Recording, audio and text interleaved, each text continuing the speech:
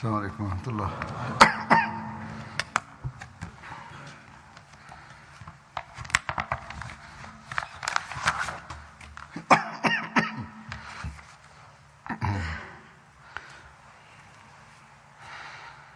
أشهد أن لا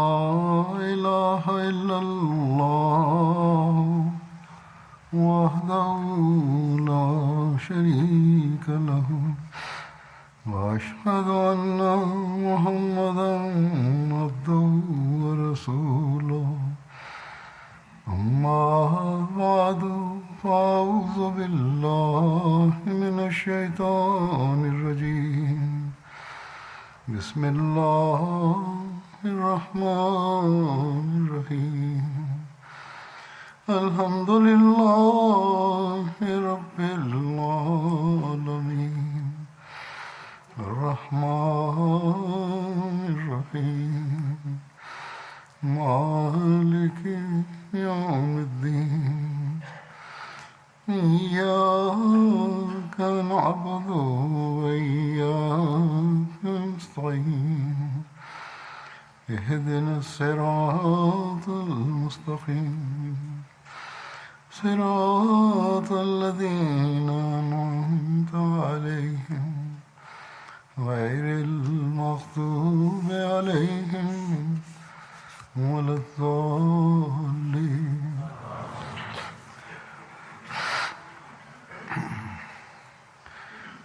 آج جن صحابی کا ذکر ہوگا ان کا نام ہے حضرت محمد بن مسلمہ انصاری.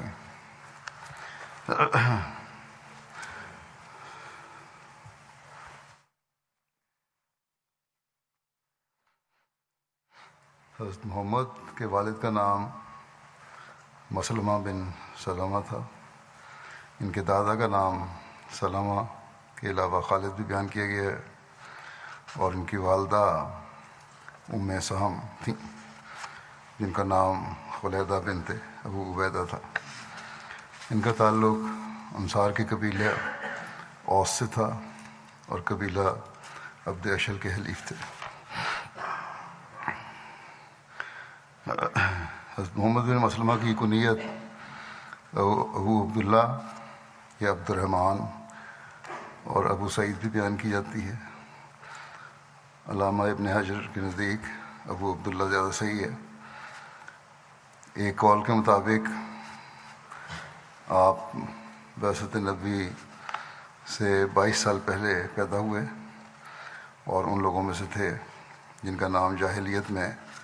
محمد رکھا گیا. مدینہ کے یہود اس نبی کے منتظر تھے جس کی بشارت حضرت موسیٰ نے دی تھی. انہوں نے بتایا کہ اس مبعوث ہونے والے نبی کا نام محمد ہوگا. جب اہل عرب نے یہ بات سنی تو انہوں نے اپنے بچوں کے نام محمد رکھنا شروع کر دیے.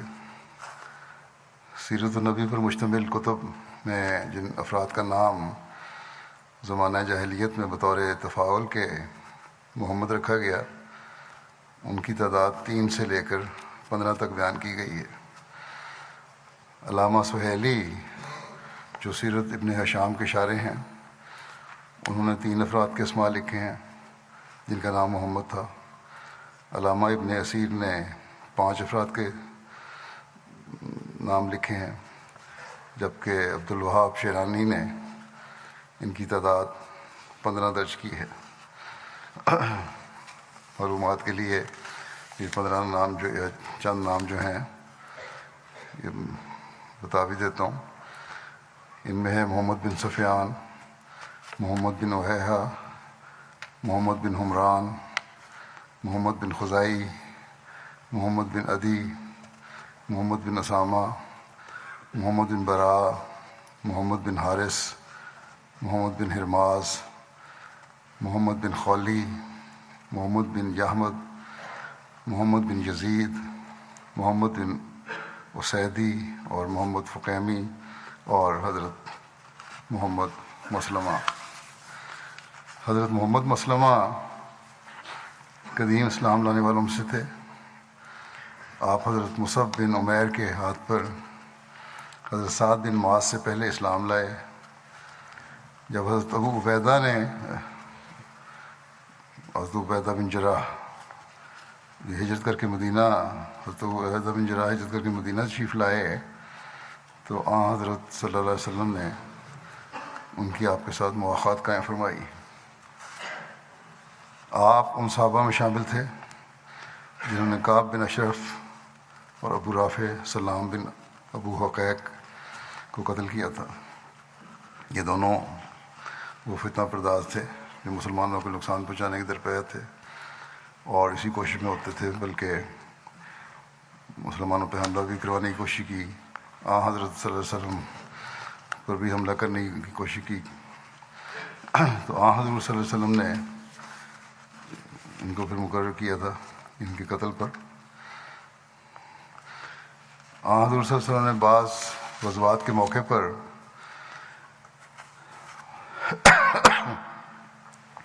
ان کو مدینہ پر نگران بھی مقرر فرمایا۔ حضرت محمد بن مسلمہ کے بیٹے جعفر، عبداللہ، سعد، عبد الرحمن اور عمر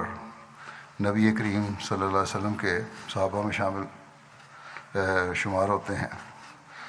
حضرت محمد بن مسلمہ غزوہ بدر، غزوہ احد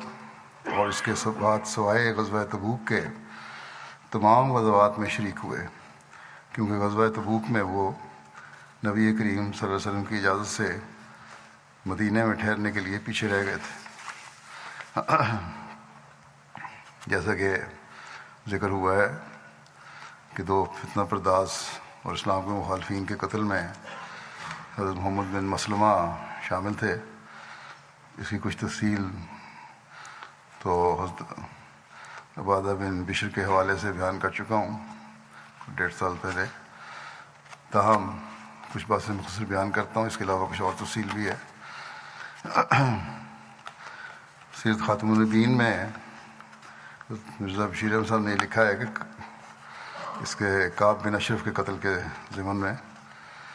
کہ بدر کی جنگ نے جس طرح مدینہ کے یہودیوں کی دلی دعوت کو ظاہر کر دیا تھا اور وہ مخالفت میں بڑھ گئے تھے، اپنی شرارتوں اور فتنہ پردازیوں میں ترقی کرتے گئے، چنانچہ کعب بن اشرف کے قتل کا واقعہ اسی کی ایک کڑی ہے۔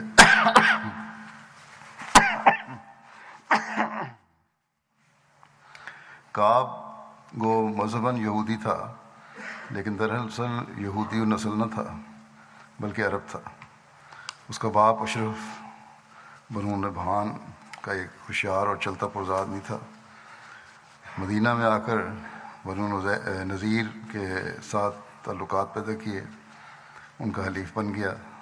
بالآخر اس نے اتنا اقتدار اور رسوخ پیدا کر لیا کہ قبیلہ بنو نذیر کے رئیس اعظم ابو رافع بن ابو الحقیق نے اپنی لڑکی اس رشتہ میں دے دی اور اس کے وطن سے کعب پیدا ہوا، جس نے بڑے ہو کر اپنے باپ سے بڑھ کر رتبہ حاصل کیا، حتیٰ کہ بالآخر اسے یہ حیثیت حاصل ہو گئی کہ تمام عرب کے یہودی اسے گویا اپنا سردار سمجھنے لگے۔ اخلاقی نقطہ نگاہ سے وہ ایک نہایت گندے اخلاق کا آدمی تھا اور خفیہ چالوں اور ریشہ دوانیوں کے فن میں اسے بڑا کمال حاصل تھا۔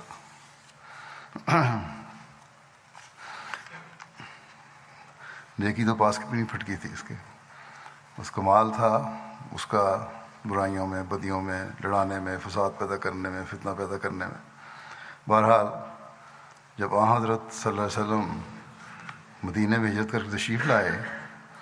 تو کعب بن اشرف نے دوسرے یہودیوں کے ساتھ مل کر اس معاہدے میں شرکت اختیار کی جو حضرت صلی اللہ علیہ وسلم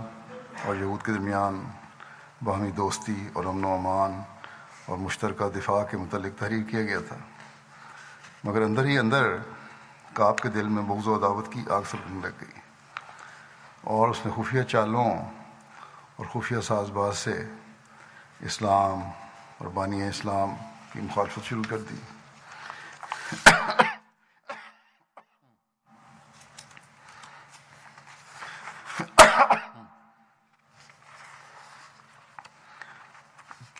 کعب کی مخالفت زیادہ خطرناک صورت اختیار کرتی گئی، بڑھتا ہی چلا گیا اپنی مخالفت و فتنہ پرداریوں میں، اور بالآخر جنگ بدر کے بعد تو اس نے ایسا رویہ اختیار کیا جو سخت مفسدانہ اور فتنہ انگیز تھا، اور جس کے نتیجے میں مسلمانوں کے لیے نہایت خطرناک حالات پیدا ہو گئے۔ جب بدر کے موقع پر مسلمانوں کو ایک غیر معمولی فتح نصیب ہوئی اور رؤسائے قریش اکثر مارے گئے، تو اس نے سمجھ لیا کہ اب یہ نیا دین یوں ہی مٹتا نظر نہیں آتا۔ پہلے تو خیال تھا کہ یہ نیا دین ہے، ختم ہو جائے گا، خود ہی اپنی موت مر جائے گا، لیکن جب اسلام کی ترقی دیکھی، بدر کے جنگ کے نتائج دیکھے، تو پھر اس کو خیال پیدا ہوا اس طرح نہیں مٹے گا یہ۔ چنانچہ بدر کے بعد اس نے اپنی پوری کوشش اسلام کو مٹانے اور تباہ و برباد کرنے میں صرف کر دینے کا تہیہ کر لیا۔ جب کعب کو یہ یقین ہو گیا کہ واقعی بدر کی فتح نے اسلام کو وہ استحکام دے دیا ہے جس کا اسے وہم و گمان بھی نہ تھا، تو وہ غیظ و غضب سے بھر گیا اور فوراً سفر کی تیاری کر کے اس نے مکے کی راہ لی، اور وہاں جا کر اپنی چرب زبانی اور شعر گوئی کے زور سے قریش کے دلوں کی سلگتی ہوئی آگ کو اور شعلہ بار کر دیا، بھڑکا دیا، اور ان کے دل میں مسلمانوں کے خون کی نہ بجھنے والی پیاس پیدا کر دی، اور ان کے سینے جذبات انتقام و عداوت سے بھر دیے۔ اور جب کعب کی اشتعال انگیزی سے ان کے احساسات میں ایک انتہائی درجے کی بجلی پیدا ہو گئی، تو اس نے ان کو خانہ کعبہ کے صحن میں لے جا کر اور کعبے کے پردے سے پردے ان کے ہاتھوں میں دے کر ان سے قسمیں لیں کہ جب تک اسلام اور بانی اسلام کو صفحہ دنیا سے ملیا میٹ نہ کر دیں گے، اس وقت تک چین نہیں لیں گے۔ اس کے بعد اس بدبخت نے دوسرے عرب قبائل کا رخ کیا اور قوم بقوم پھر کر مسلمانوں کے خلاف لوگوں کو بھڑکایا، اور پھر مدینے میں واپس آ کر مسلمان خواتین پر تشبیب کہی، یعنی اپنے جوش دلانے والے اشعار میں نہایت گندے اور فحش طریق پر مسلمان خواتین کا ذکر کیا، حتیٰ کہ خاندان نبوت کی عورتوں کو بھی اپنے ان مباشرہ اشعار کا نشانہ بنانے سے دریغ نہیں کیا، اور ملک میں ان اشعار کا چرچا کروایا۔ بہرحال حضرت صلی اللہ علیہ وسلم نے آخر پھر اس نے یہی کوشش بھی کی کہ حضرت صلی اللہ علیہ وسلم کے قتل کی سازش کی، اور آپ کو کسی دعوت وغیرہ کے بہانے سے اپنے مکان پر بلا کر چند نوجوان یہودیوں سے آپ کو قتل کروانے کا منصوبہ باندھا، مگر خدا کے فضل سے وقت پر اطلاع ہو گئی اور اس کی سازش کامیاب نہیں ہوئی۔ جب نوبت یہاں تک پہنچ گئی اور کعب کے خلاف عہد شکنی، بغاوت، تحریک جنگ، فتنہ پردازی، فحش گوئی اور سازش قتل کے الزامات پایہ ثبوت کو پہنچ گئے، تو حضرت صلی اللہ علیہ وسلم نے جو اس بین الاقوامی معاہدے کی روح سے جو آپ کے مدینہ میں تشریف لانے کے بعد اہالیان مدینہ میں ہوا تھا، اہالیان مدینہ سے ہوا تھا، مدینہ کی جمہوری سلطنت کے صدر اور حاکم اعلیٰ تھے، تو آپ نے یہ فیصلہ صادر فرمایا کہ کعب بن اشرف اپنی کارروائیوں کی وجہ سے واجب القتل ہے۔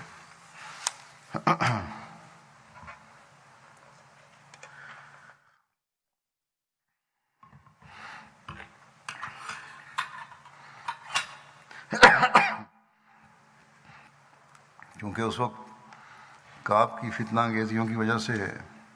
مدینے کی فضا ایسی ہو رہی تھی کہ اگر اس کے خلاف باضابطہ طور پر اعلان کر کے اسے قتل کیا جاتا تو مدینے میں خطرناک خانہ جنگی شروع ہو جانے کا احتمال تھا، جس میں نہ معلوم کتنا کشت و خون ہوتا، اور حضرت صلی اللہ علیہ وسلم ہر ممکن اور جائز قربانی کر کے بین الاقوامی کشت و خون کو روکنا چاہتے تھے۔ آپ نے یہ ہدایت فرمائی کہ کعب کو برملا طور پر کھلے طور پر قتل نہ کیا جاوے، بلکہ چند لوگ خاموشی کے ساتھ کوئی مناسب موقع نکال کر اسے قتل کر دیں۔ اور یہ ڈیوٹی آپ نے قبیلہ اوس کے ایک مخلص صحابی محمد بن مسلمہ کے سپرد فرمائی، اور انہوں نے تاکید فرمائی کہ جو طریق بھی اختیار کریں قبیلہ اوس کے رئیس سعد بن معاذ کے مشورے سے کریں۔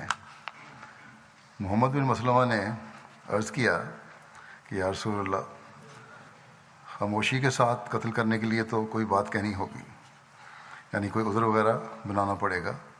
جس کی مدد سے کعب کو اس کے گھر سے نکال کر کسی محفوظ جگہ میں قتل کیا جا سکے۔ آپ نے ان عظیم الشان اثرات کا لحاظ رکھتے ہوئے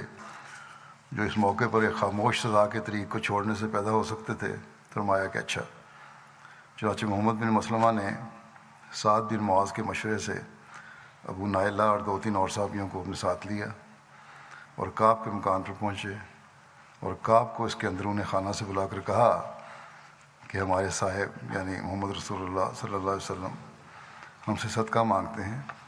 اور ہم تنگ حال ہیں، کیا تم مہربانی کر کے ہمیں کچھ قرض دے سکتے ہو؟ یہ بات سن کر کعب خوشی سے کود پڑا اور کہنے لگا کہ واللہ ابھی کیا ہے، وہ دن دور نہیں جب تم اس شخص سے بیزار ہو کر اسے چھوڑ دو گے۔ محمد بن مسلمہ نے جواب دیا، خیر ہم تو محمد صلی اللہ علیہ وسلم کی اتباع اختیار کر چکے ہیں، جس کام کے لیے تمہارے پاس آئے ہیں تم یہ بتاؤ کہ قرض دو گے یا نہیں؟ کعب نے کہا ہاں، مگر کوئی چیز رہن رکھو۔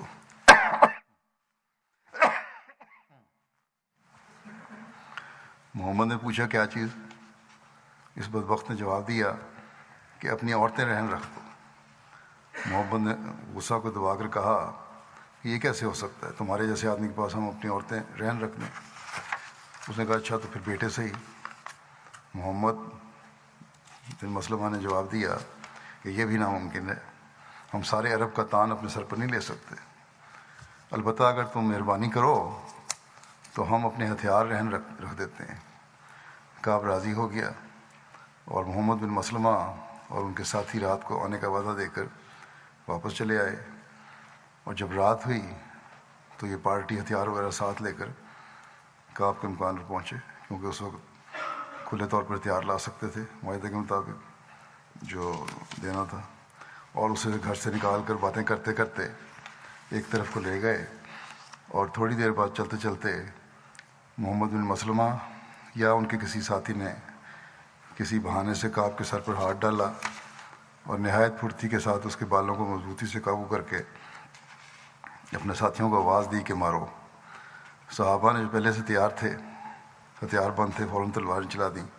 اور بالآخر کعب قتل ہو کر گرا۔ محمد بن مسلمہ اور ان کے ساتھی وہاں سے رخصت ہو کر جلدی جلدی حضرت صلی اللہ علیہ وسلم کی خدمت میں حاضر ہو گئے اور آپ کو اس قتل کی اطلاع دی۔ جب کعب کے قتل کی خوشخبر مشہور ہوئی تو شہر میں ایک سنسنی پھیل گئی اور یہودی لوگ سخت جوش میں آ گئے، اور دوسرے دن صبح کے وقت یہودیوں کا ایک وفد حضرت صلی اللہ علیہ وسلم کی خدمت میں حاضر ہوا اور شکایت کی کہ ہمارا سردار کعب بن اشرف اس طرح قتل کر دیا گیا ہے۔ حضرت صلی اللہ علیہ وسلم نے ان کی بات سن کر فرمایا کیا تمہیں یہ بھی معلوم ہے کہ کعب کس کس جرم کا مرتکب ہوا ہے؟ اور پھر آپ نے اجمالاً ان کو کعب کی عہد شکنی اور تحریک جنگ اور فتنہ انگیزی اور فحش گوئی اور سازش قتل وغیرہ کی کاروائیاں یاد دلائیں، جس پر یہ لوگ ڈر کر خاموش ہو گئے۔ مزید شور نہیں مچایا انہوں نے۔ اس کے بعد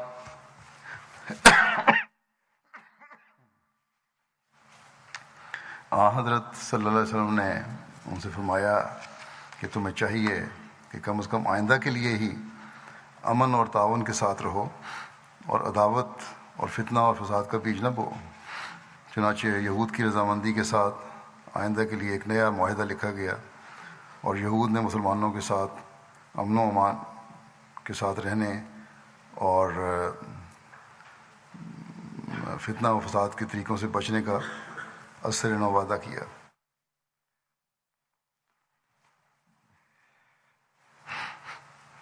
اگر کعب مجرم نہ ہوتا تو یہودی کبھی اتنی آسانی سے نیا معاہدہ نہ کرتے اور اس کے قتل پر خاموش بھی نہ رہتے۔ بہرحال یہ نیا معاہدہ انہوں نے کیا کہ آئندہ ہم امن سے رہیں گے۔ تاریخ میں کسی جگہ بھی مذکور نہیں کہ اس کے بعد یہودیوں نے کبھی کعب بن اشرف کے قتل کا ذکر کر کے مسلمانوں پر الزام عائد کیا ہو، کیونکہ ان کے دل محسوس کرتے تھے کہ کعب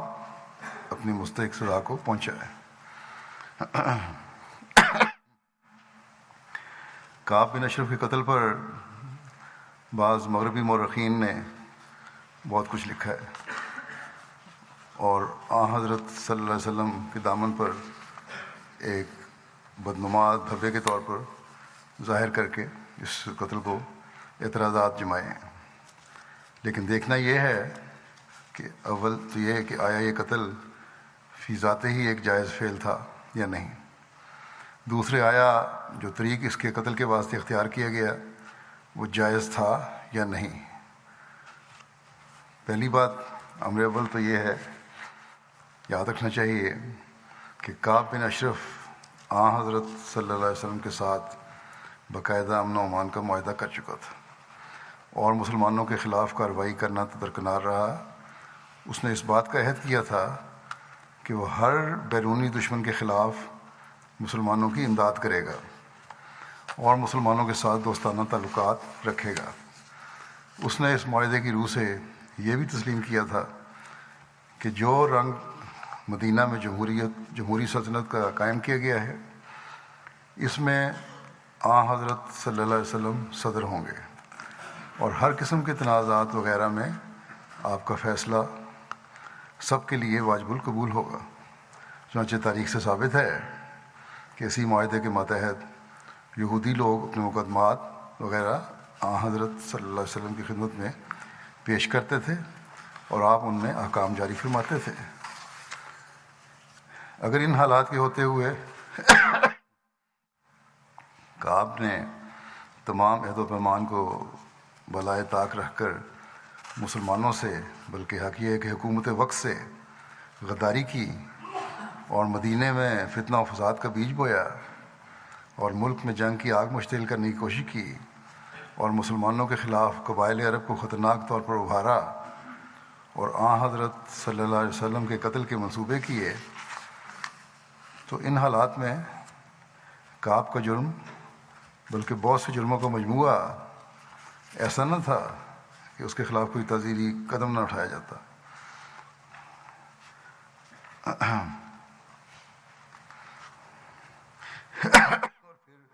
کیا یہ قتل سے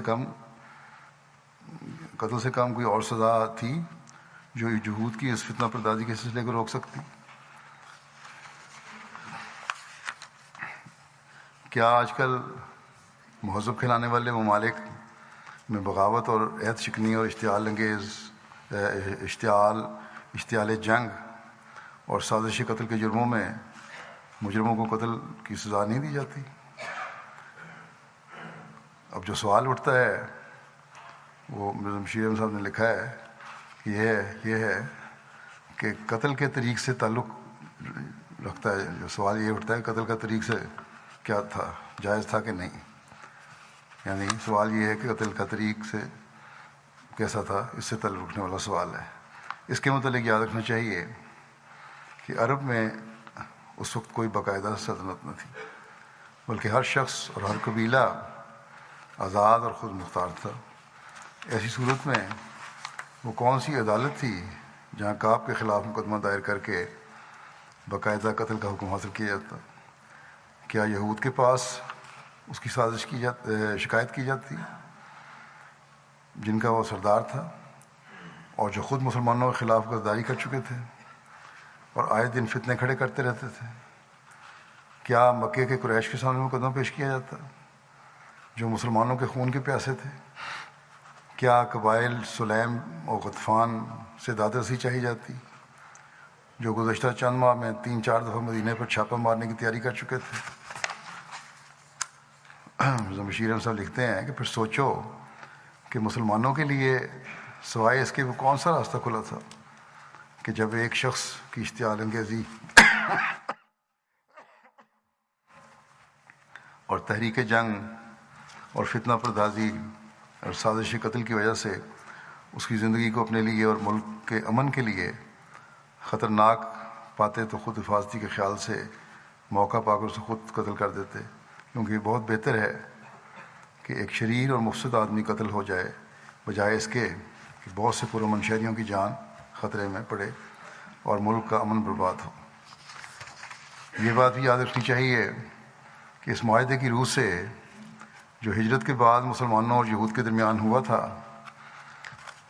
حضرت صلی اللہ علیہ وسلم کو ایک معمولی شہری کی حیثیت حاصل نہ تھی، بلکہ آپ اس جمہوری سلطنت کے صدر قرار پائے تھے جو مدینہ میں قائم ہوئی تھی، اور آپ کو یہ اختیار دیا گیا تھا کہ جملہ تنازعات اور امور سیاسی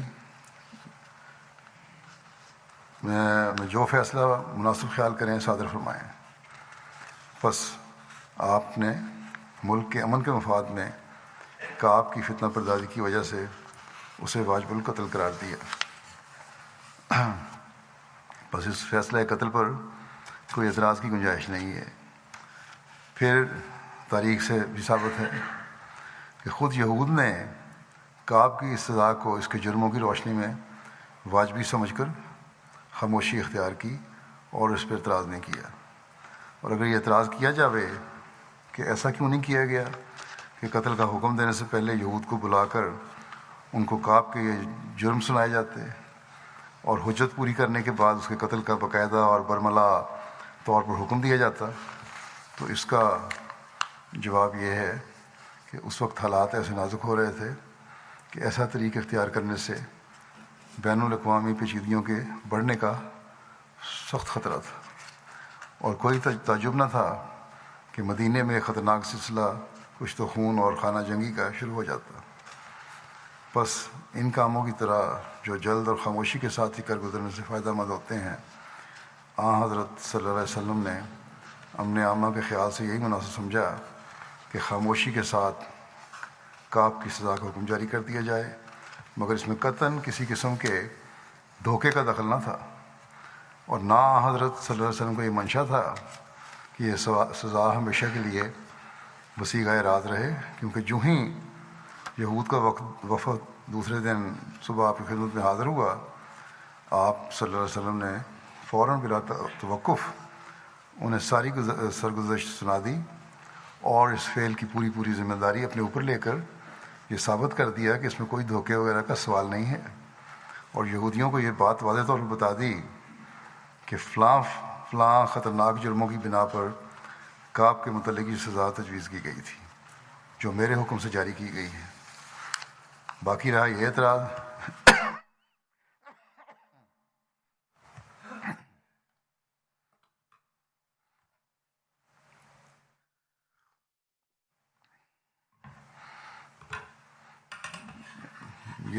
کہ اس موقع پر حضرت صلی اللہ علیہ وسلم نے اپنے اصحاب کو جھوٹ اور فریب کی اجازت دی، سو یہ بالکل غلط ہے، اور صحیح روایت اس کی مکذب ہے۔ حضرت صلی اللہ علیہ وسلم نے قطعاً جھوٹ اور غلط بیانی کی اجازت نہیں دی، بلکہ بخاری کی روایت کے بموجب جب محمد بن مسلمہ نے آپ سے دریافت کیا کہ کعب کو خاموشی کے ساتھ قتل کرنے کے لیے تو کوئی بات کہنی پڑے گی، تو آپ نے ان عظیم الشان فوائد کو ملحوظ رکھتے ہوئے جو خاموش سزا کے محرک تھے جواب میں صرف اس قدر فرمایا کہ ہاں، اور اس سے زیادہ اس موقع پر آپ کی طرف سے یا محمد بن مسلمہ کی طرف سے قطعاً کوئی تشریح یا توضیح نہیں ہوئی۔ حضرت صلی اللہ علیہ وسلم کا صرف یہ مطلب تھا کہ محمد بن مسلمہ اور ان کے ساتھی جو کعب کے مکان پر جا کر اسے باہر نکال کر لائیں گے، تو اس موقع پر انہیں لازماً کوئی ایسی بات کہنی ہوگی جس کے نتیجے میں کعب رضامندی اور خاموشی کے ساتھ گھر سے نکل کر ان کے ساتھ آ جاوے،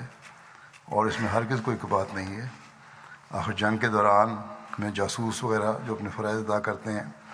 تو ان کو بھی اسی قسم کی باتیں کہنی پڑتی ہیں، جس پر کبھی کسی عقل مند کو اعتراض نہیں ہوا۔ بس حضرت صلی اللہ علیہ وسلم کا دامن تو بہرحال پاک ہے۔ باقی رہا محمد بن مسلمہ وغیرہ کا معاملہ، جنہوں نے وہاں جا کر عملاً اس قسم کی باتیں کی، سو ان کی گفتگو میں بھی در حقیقت کوئی بات خلاف اخلاق نہیں، انہوں نے حقیقتاً کوئی غلط بیانی نہیں کی، البتہ اپنے مشن کی غرض و غایت کو مد نظر رکھتے ہوئے کچھ ذو معنیان الفاظ ضرور استعمال کیے، مختلف معنی نکلنے والے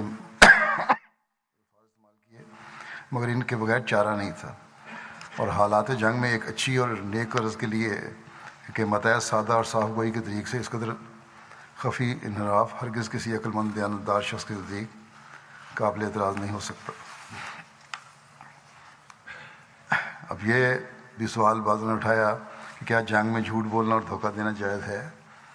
بعض روایتوں میں یہ مذکور ہوا ہے کہ حضرت صلی اللہ علیہ وسلم فرمایا کرتے تھے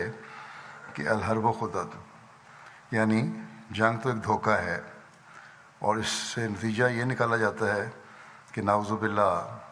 حضرت صلی اللہ علیہ وسلم کی طرف سے جنگ میں دھوکے کی اجازت تھی، حالانکہ اول تو الحرب خدا کے یہ معنی نہیں ہے کہ جنگ میں دھوکہ کرنا جائز ہے،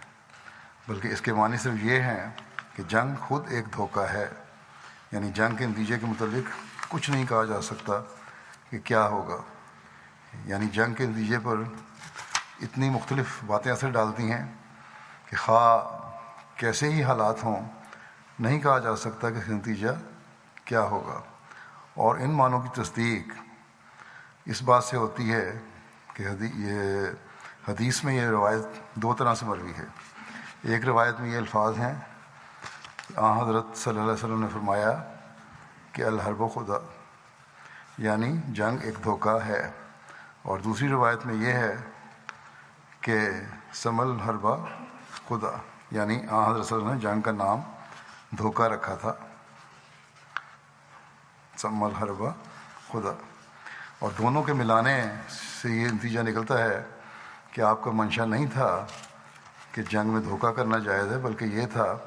کہ جنگ خود ایک دھوکہ دینے والی چیز ہے۔ لیکن اگر ضرور اس کے یہی معنی کیے جائیں کہ جنگ میں دھوکہ جائز ہے، تو پھر بھی یقیناً اس جگہ دھوکے سے جنگی تدبیر اور ہیلا مراد ہے، جھوٹ اور فریب ہرگز مراد نہیں ہے، کیونکہ اس جگہ خدا کے معنی داؤ پیش اور تدبیر جنگ کے ہیں، جھوٹ اور فریب کے نہیں ہیں۔ بس مطلب یہ ہے کہ جنگ میں اپنے دشمن کو کسی ہیلے اور تدبیر سے غافل کر کے قابو میں لے آنا یا مغلوب کر لینا منع نہیں ہے۔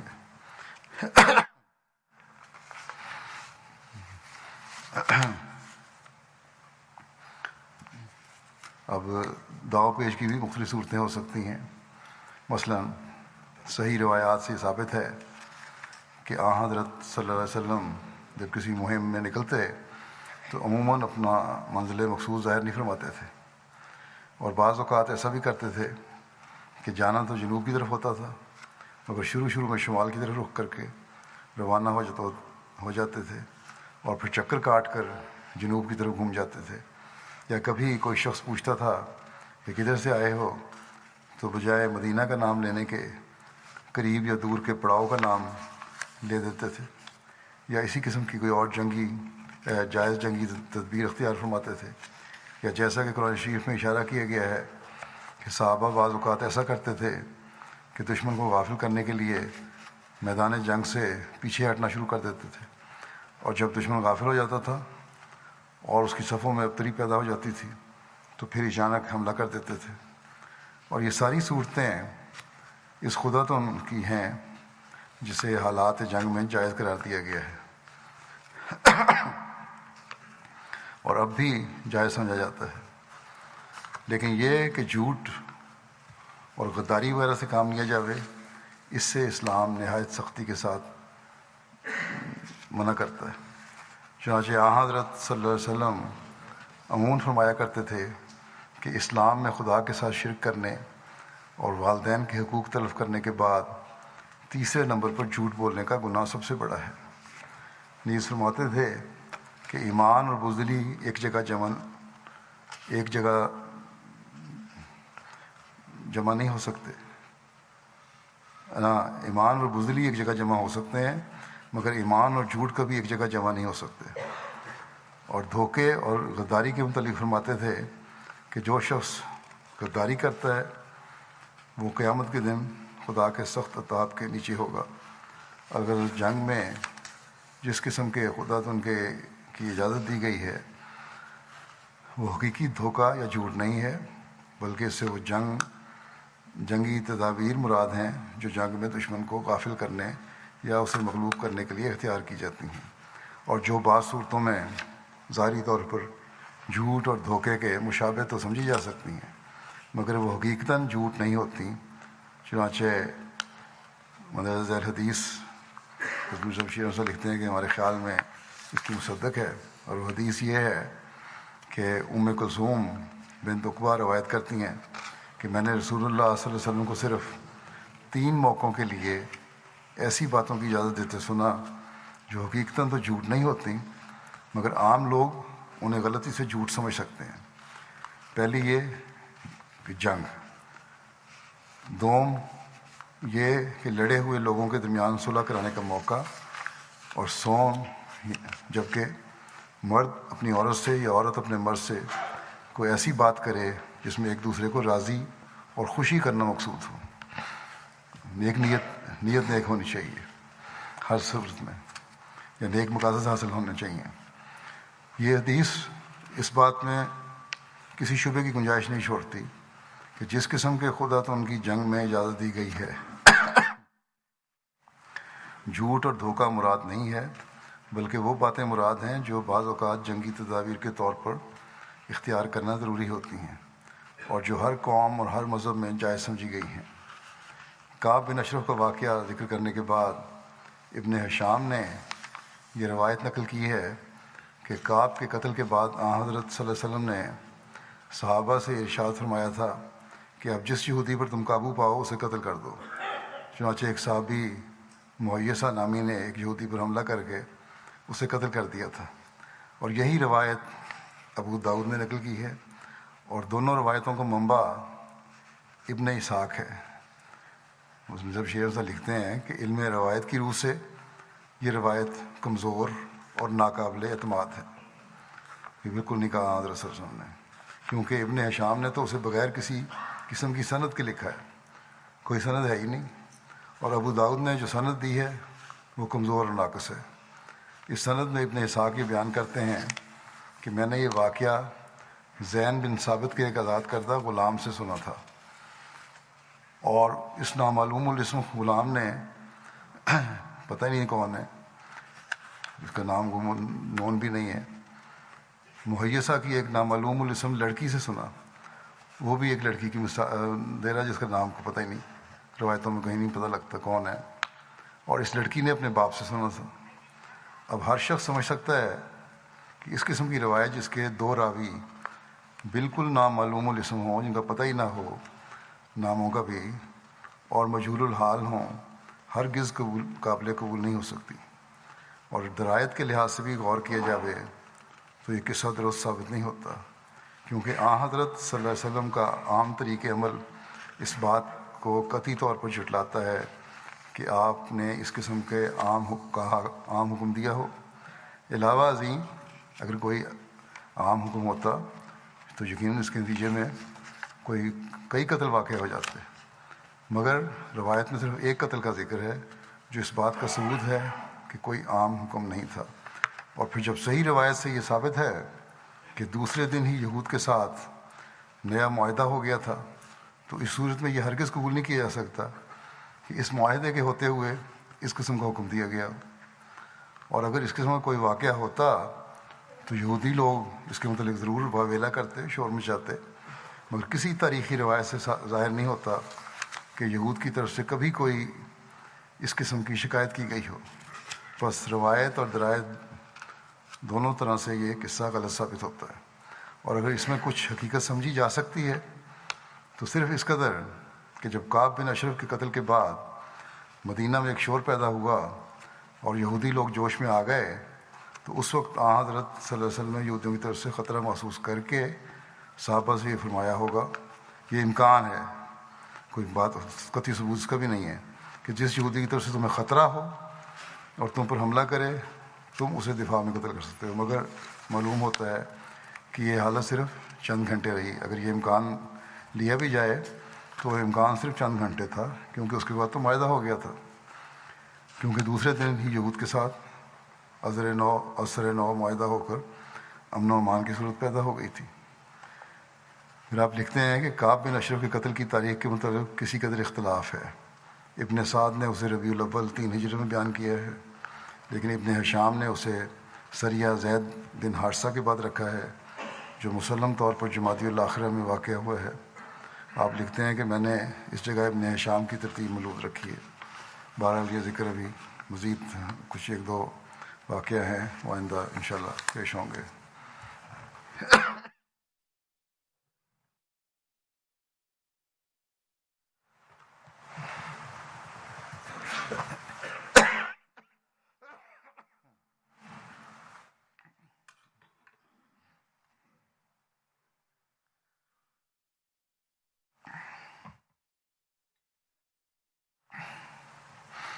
الحمد لله نحمده ونستعينه ونستغفره ونؤمن به ونتوكل عليه ونعوذ بالله من شرور أنفسنا ومن سيئات أعمالنا، من يهده الله فلا مضل له ومن يضلل فلا هادي له، ونشهد أن لا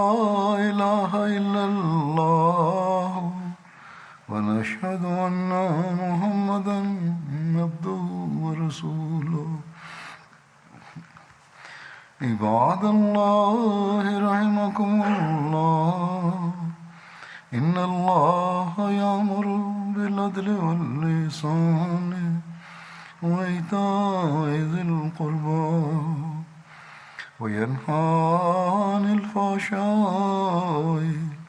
والمنكر والبغي يعظكم لعلكم تذكرون۔ اذكروا الله يذكركم وادعوه يستجب لكم ولذكر الله أكبر۔